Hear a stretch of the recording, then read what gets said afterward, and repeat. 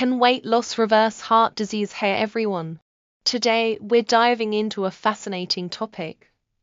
Can weight loss reverse heart disease? So, let's get started. A study conducted by the University of California followed 87 men with heart disease for 24 years. The participants went through a weight loss program that led to an average of 21 pounds lost. The results were astounding.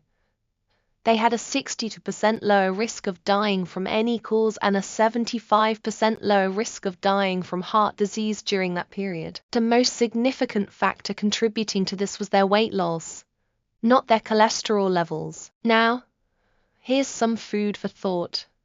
Obesity is considered a chronic inflammatory disorder. When you lose weight, you reduce the burden on your joints and increase your energy levels. You may find yourself more active and exercising more. This all translates into numerous health benefits. So, if you or someone you know is struggling with heart disease or obesity, it might be worth considering a weight loss program as a potential game changer. Don't hesitate to reach out to your doctor for advice on the best approach for you.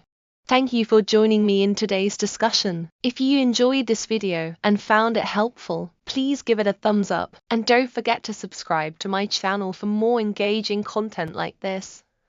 Until next time, stay healthy and take care.